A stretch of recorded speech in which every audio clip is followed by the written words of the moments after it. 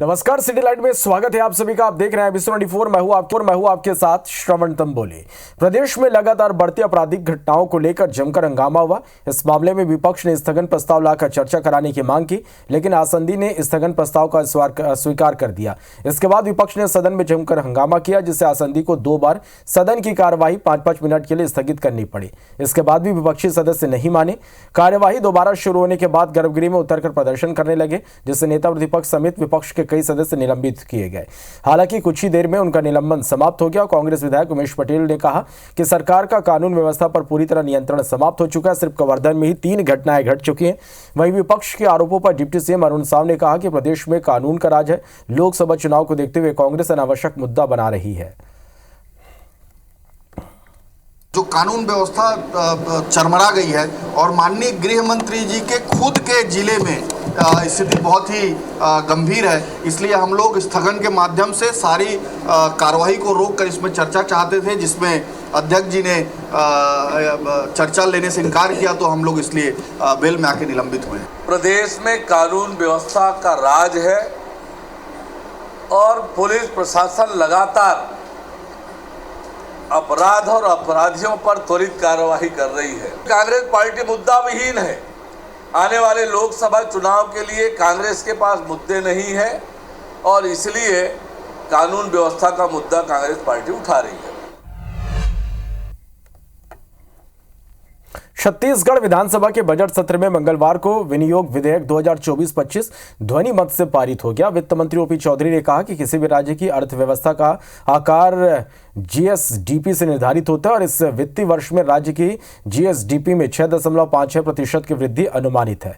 उन्होंने ये भी कहा कि यदि बजट में कमी हुई तो हम अनुपूरक बजट का भी इंतजार नहीं करेंगे और संचित निधि से एडवांस में 24 घंटे के अंदर काम को स्वीकृति प्रदान करेंगे। ओपी चौधरी ने कहा, पक्ष और विपक्ष को मिलकर छत्तीसगढ़ की अर्थव्यवस्था को आगे बढ़ाने की आवश्यकता है।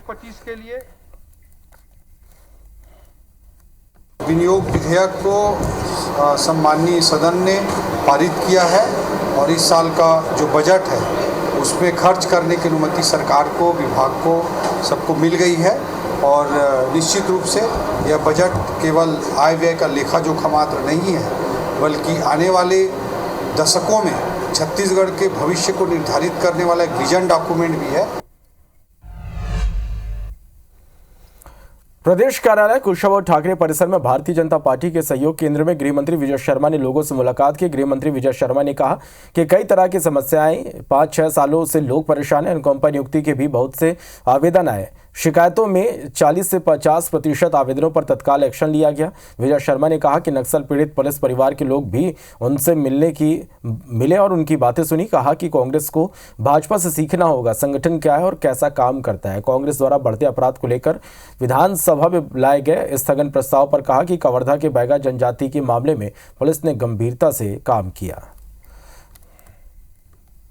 4-4, 6-6 सालों से लोग परेशान हैं विषय को लेकर के, तो उन विषयों पर तुरंत कार्रवाई तो आवश्यक है। अनुकंपा नियुक्ति की भी बहुत सारे विषय आए हैं, कई विषय आए हैं जिसमें पुलिस ने कार्यवाही नहीं की है, थाने से कार्यवाही में कमी है, उस पर भी बात तुरंत ही की गई।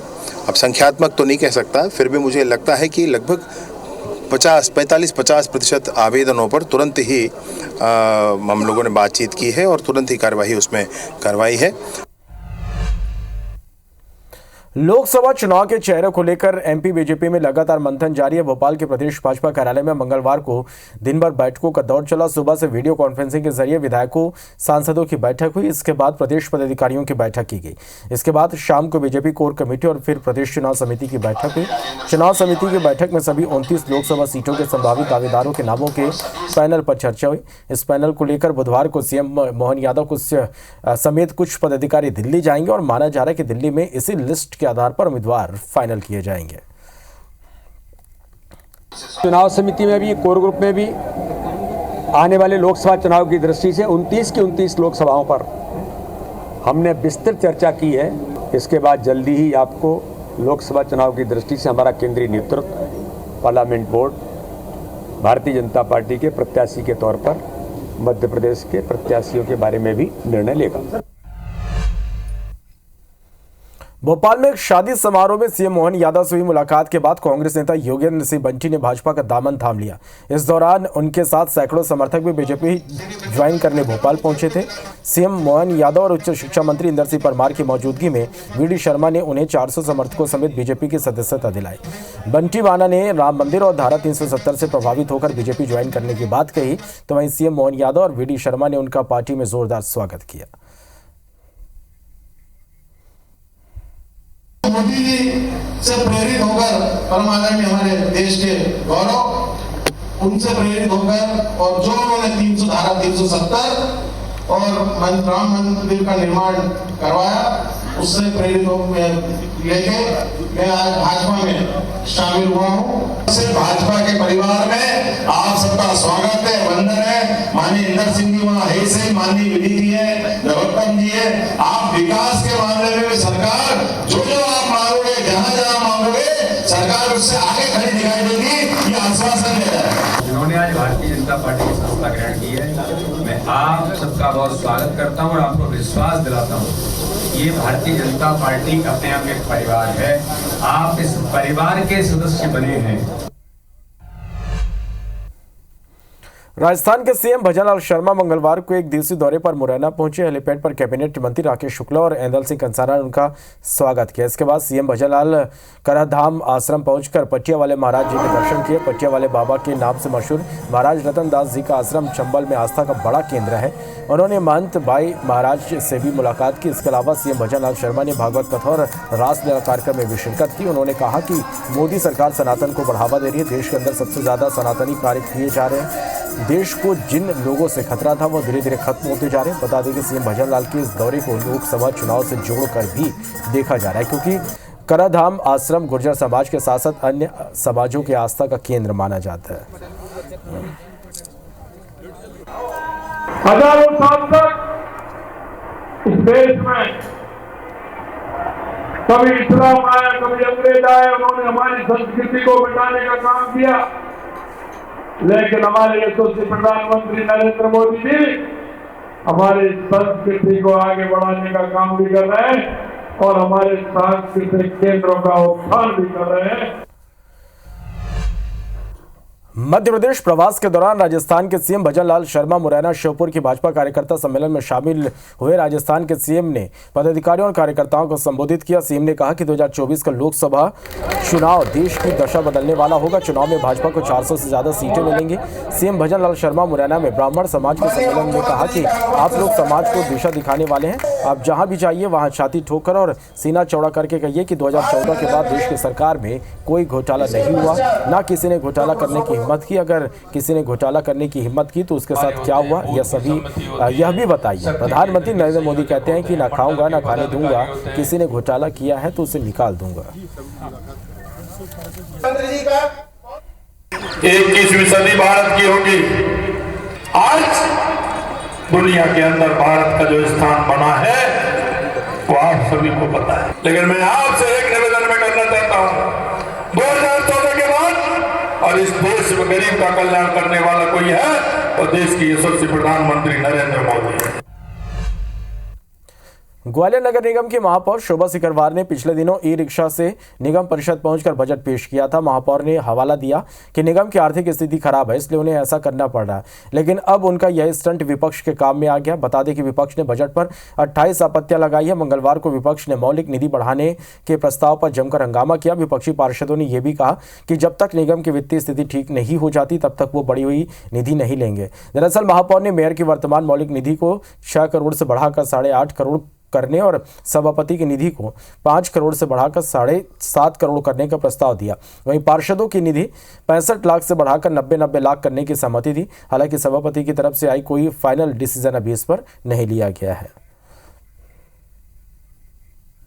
बजट क्या है, जो पुराने 2022-23 में जो बजट पेश किया गया था उसका अवलोकन करने के बाद हमें ऐसा प्रतीत होता है कि वही का वही बजट भेज दिया गया है। बहुत सारी विसंगतियां हैं, अनियमितताएं बजट में। हमारे साथियों ने 28 संशोधन लगाए जिसमें से काफ़ी बिंदु अभी गिरायत हो गए हैं। संशोधन 28 आए हैं, उस पर बारी बारी से चर्चा हो रही है। चर्चा उपरांत सदन में जो पार्षद चाहते हैं सदन में जो बात निकल के आती है, सदन की भावना मंशा अनुसार जो सदन चाहता है उसके हिसाब से कई संशोधन प्रस्ताव निरस्त हुए हैं, कई संशोधन प्रस्ताव स्वीकार भी हुए हैं। जबलपुर में बीते कई चुनाव में सीवर लाइन प्रोजेक्ट और शहर में जल संकट का मुद्दा भाजपा के गले के फांस बनता है। ऐसे में इन दोनों मुद्दों पर लोकसभा चुनाव से पहले बीजेपी सरकार पुख्ता काम करवा लेना चाहती है। मंगलवार को पीडब्ल्यूडी मंत्री राकेश सिंह ने अधिकारियों और जनप्रतिनिधियों की बैठक ली और प्रोजेक्ट्स में लेट लतीफी को लेकर अफसरों को फटकार लगाते हुए तेजी से काम करने के निर्देश दिए। मंत्री राकेश सिंह ने उनका मकसद सियासी नहीं है, लेकिन ये कोशिश जरूर है कि लोकसभा चुनाव से पहले सीवर लाइन प्रोजेक्ट और शहरी इलाकों में जल संकट की समस्या पर ठोस काम किया जाए। जबलपुर में सीवर के कारण या पानी के कारण किसी तरह के संकट का सामना लोगों को ना करना पड़े, ये नगर निगम और सरकार मिलकर सुनिश्चित करेगी। चुनाव से कोई लेना देना नहीं है, लेकिन चूंकि मैंने कहा कि जबलपुर के समग्र विकास पर, समेकित विकास पर आगे बढ़ना चाहिए, तो इसीलिए अब ये पहल हो रही है ताकि जो छोटी मोटी कठिनाइयाँ कहीं हैं वो दूर हो सकें। इंदौर में सराफा को लेकर नगर निगम कमेटी ने अपनी रिपोर्ट तैयार कर ली है। कमेटी ने माना कि सराफा चौपाटी में कभी भी कोई हादसा हो सकता है। नगर निगम की इस कमेटी में एमआईसी मेंबर और पार्षद भी शामिल थे। कमेटी की रिपोर्ट में यह सामने आया कि सराफा चौपाटी जिस खाने के लिए मशहूर थी उसकी जगह अब चाइनीज फूड ले ली और बड़ी संख्या में यहाँ पर सिलेंडर पर खाना बनाया जा रहा है। सराफा चौपाटी में छुट्टियों के दिन पैर रखने की जगह नहीं रहती। ऐसे में इस खतरे को कम करने के लिए चौपाटी को या तो 56 दुकान की तर्ज पर कहीं और बनाया जा सकता है या इस मार्केट से चाइनीज की दुकानें हटाई जा सकती हैं। फिलहाल सराफा के लिए गठित कमेटी की रिपोर्ट महापौर को दी जाएगी, जिसके बाद सराफा चौपाटी पर निर्णय होगा।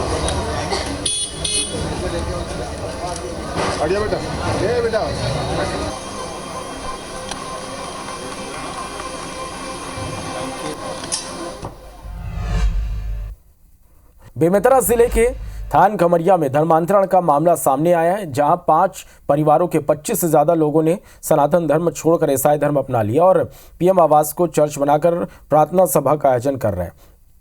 मामला सामने आने के बाद हिंदू संगठन ने इसका विरोध जताया। हिंदू संगठन के लोगों का आरोप है कि माइंड वॉश कर धर्मांतरण का खेल खेला जा रहा है। उन्होंने खमरिया थाने में शिकायत कर धर्मांतरण करने और करवाने वालों पर कार्रवाई की मांग की। साथ ही जहां प्रार्थना सभा का आयोजन किया जा रहा था उससे भी सील करने की मांग की।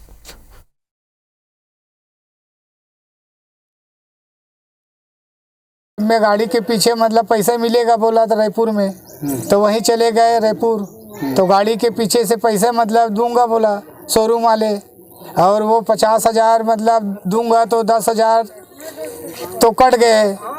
40,000 को मतलब दिए तो 20,000 बचे थे गाड़ी पे, उसको काट दिए। उसके बाद बोला 40,000 को 50,000 तक फिर छूट नहीं से गई। मोर पति ना दारू गांजा खूब पियत रही से एकदम बैहा भूथा का सो जाए और मतलब मार पीट भी लगाए, लेकिन जीवन में जब परमेश्वर में गए ना तो हमार धीरे धीरे जीवन बदली। भांची है ना, छोटे से रही से 5 महीने का, तो ऐसे इसका बीमारी बढ़ा, बहुत सीरियस हो गए। यहाँ का डॉक्टर दिखाया, यहाँ का डॉक्टर कमरदा ले जा बोले, कमरदा का डॉक्टर दिखाया फिर भी वो ठीक नहीं हुआ। तो किसी ने कहा मसीह से उसको फुकवाल झरवा करो, उसको प्रार्थना विनती करो, बच्चा ठीक हो जाएगा कहे कर ऐसे सलाह किसी ने भी दिया ना, तो उसको लिए प्रार्थना दुआ किया। अब इसके पीछे यहाँ पे एक रैकेट है मिशनरियों का, जो बाहर से आपका भिलाई और दुर्ग से आते हैं और वैसे लोगों को चिन्हित करके उनको प्रलोभन देकर ये धर्म परिवर्तन कराया जा रहा है। अधिकारियों से भी मैं बोलना चाहूँगा, सरकार बदल गई है, ये इस टाइप के जो प्रलोभन देने वाले हैं उनके ऊपर में कड़ी से कड़ी कार्रवाई की जाए, अन्यथा उनके ऊपर में भी उच्च अधिकारियों को और हमारे मुख्यमंत्री को शिकायत की जाएगी। छत्तीसगढ़ में कोल और महादेव घोटाले मामले में ईडी की टीमें पीसीसी कोषाध्यक्ष रामगोपाल अग्रवाल समेत कई फरार आरोपियों की सरगर्मी से तलाश कर रही। बता दें कि ईडी की ओर से कोल लेवी मामले में दर्ज चालान में रामगोपाल अग्रवाल, देवेंद्र यादव, आरपी सिंह, चंद्रदेव राय समेत कई आईएएस अधिकारियों का आरोपी बनाया गया। ईडी के वकील के मुताबिक छत्तीसगढ़ और पड़ोसी राज्यों के कई ठिकानों में रामगोपाल अग्रवाल की तलाश की जा रही। बीते साल 21 जुलाई को ईडी ने उनके ठिकानों पर छापामार कार्रवाई की थी। पूछताछ के लिए कई बार नोटिस दिया गया, लेकिन वो नहीं पहुंचे। इस पर ईडी ने विशेष कोर्ट में गैर जमानती वारंट 3 बार आवेदन भी लगाए, लेकिन कोर्ट ने दूसरी केंद्रीय एजेंसियों और राज्य पुलिस की मदद से तलाशने के आदेश दिए थे। इसके बावजूद ईडी को सफलता नहीं मिल पाई। राज्य पुलिस के अधिकारी इस पूरे मामले पर बात करने को तैयार नहीं, लेकिन दबी जुबान में यही कह रहे हैं कि ईडी या कोर्ट से उनको मदद करने के आदेश का कोई दस्तावेज नहीं मिला। बता दें कि कोल स्कैम केस में कोई अफसर और नेता इसमें आरोपी हैं, जिनमें कई सलाखों के पीछे हैं। केस की जांच में सामने आया कि 540 करोड़ रुपए की वसूली की गई थी। इस रकम का इस्तेमाल राजनीतिक खर्च, बेनामी संपत्ति बनाने और अधिकारियों को रिश्वत देने के लिए किया गया था। ईडी कोल स्कैम केस में अब तक करीब 220 करोड़ रुपए से ज्यादा की संपत्ति कुर्क की गई है। महादेव जो ऑनलाइन सट्टा था, उसके अंतर्गत राम गोपाल अग्रवाल जो कि कांग्रेस पार्टी के कोषाध्यक्ष थे, उनको हमने कोयले स्कैम के इन्वेस्टिगेशन के दौरान कई दफ़े सम्मन किया और कुछ महत्वपूर्ण जानकारियों को हमें प्रदान करने के लिए उनको हमारे सामने उपस्थित रहने को कहा, लेकिन उन्होंने हमारे सम्मन को अभी तक ऑनर नहीं किया है। जो लोग भी हमारे सम्मन को ऑनर नहीं किए, इंक्लूडिंग राम गोपाल अग्रवाल, उनकी खोज अभी जारी है। रीवा पुलिस ने लूट की वारदात को अंजाम देने वाले 4 आरोपियों को दिल्ली से गिरफ्तार किया। बता दें कि बीते दिनों रीवा की रहने वाली डॉक्टर शैलवाला की बहू विंध्या श्रीवास्तव को बैंक का इंटरव्यू देने के बहाने बुलाकर बंधक बनाया गया था और ड्राइवर समेत दोनों के साथ जमकर मारपीट की गई थी। वारदात में 7 आरोपी शामिल थे। आरोपी ने चाकू की नोक पर लूट की वारदात को अंजाम दिया था, जिसके बाद आरोपी कार की चाबी छीनकर कार समेत मौके से फरार हो गया था, जिसके बाद पुलिस अलग अलग टीम बनाकर आरोपी की तलाश में जुटी है।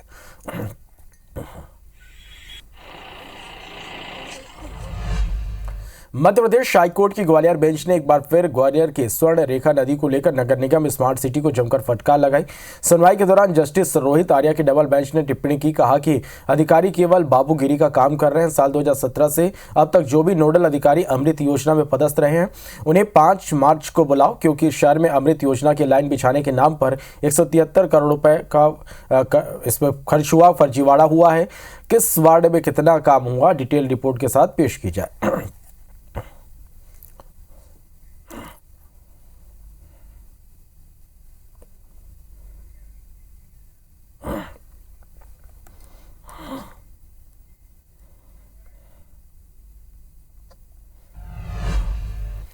पश्चिमी विक्षोभ के चलते मध्य प्रदेश में मंगलवार को मौसम का मिजाज बदला। भोपाल, नर्मदापुरम, खरगोन, निवाड़ी, बड़वानी समेत कई जिलों में बारिश के साथ ओले गिरे। तस्वीरें आप देख पा रहे हैं। फसलों को नुकसान हुआ। शहडोल में आकाशीय बिजली गिरने से 2 बच्चों की मौत हो गई। घटना सोहागपुर थाना क्षेत्र के छतवई गांव की है। दोनों बच्चे जंगल लकड़ी लेने गए थे, लेकिन अचानक बारिश होने से दोनों बच्चे महुआ पेड़ के नीचे खड़े हो गए। इस बीच तेज गर्जना के साथ बिजली पेड़ पर गिर गई, जिसकी चपेट में आने से दोनों बच्चों ने मौके पर दम तोड़ दिया। अलग अलग जगहों की ये तस्वीरें आप देख पा रहे हैं, जिसमें आप बेमौसम बारिश और ओले गिरने से नुकसान को साफ देख सकते हैं।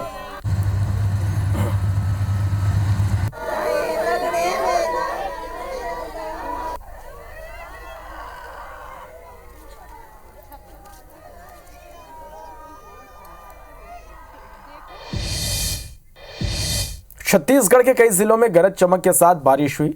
आपके सामने 4 तस्वीरें हम दिखा रहे हैं। सूरजपुर के बिहारपुर इलाके में खैरा गांव स्थित प्राइमरी स्कूल में आकाशीय बिजली गिरने से एक छात्र की मौत हो गई, जबकि 4 छात्र घायल हो गए। खैरा गांव के प्राइमरी स्कूल में रूटीन वैक्सीनेशन का कार्य चल रहा था। उसी वक्त आकाशीय बिजली की चपेट में ये आ गए। जशपुर के सन्ना और पाठ इलाके के अलावा जशपुर में भी झमाझम बारिश हुई। बगीचा में गाज की चपेट में आने से 9 मवेशियों की मौत हो गई। गरीब परिवार मुआवजे की मांग कर रहा। बलरामपुर जिले में भी तेज हवाओं के साथ बारिश हुई। बारिश की वजह से किसानों के फसलों को भारी नुकसान हुआ है। पेंड्रा में भी दोपहर के वक्त गरज चमक के साथ बारिश हुई। कई जगहों पर बारिश के साथ ओले गिरे। मौसम विभाग का कहना है कि बीते कुछ दिनों तक छत्तीसगढ़ में इसी प्रकार से मौसम बने रहेंगे।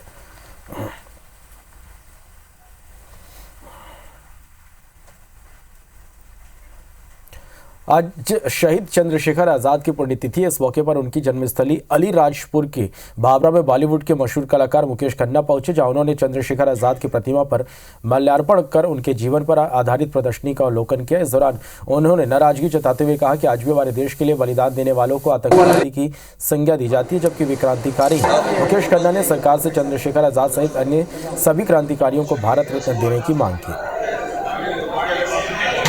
अमर शहीद चंद्रशेखर आज़ाद की आज पुण्यतिथि है और इस अवसर पर उनकी जन्मस्थली चंद्रशेखर आज़ाद नगर में बॉलीवुड के मशहूर कलाकार मुकेश खन्ना जी यहाँ पर हैं। उन्होंने अभी चंद्रशेखर आज़ाद की जन्मस्थली पर श्रद्धा सुमन अर्पित किए हैं। आइए जानते हैं वो किस यात्रा के तहत यहाँ पहुँचे हैं और क्या कुछ उनका उद्देश्य है। सर, चंद्रशेखर आज़ाद की जन्मस्थली आप पहुँचे हैं, श्रद्धा सुमन अर्पित किए हैं। सर, किस तरह का उद्देश्य इस यात्रा का और क्या संदेश है? देखिए, संदेश तो संदेश तो संदेश है जो हर भारतवासी पर पहुंचना चाहिए।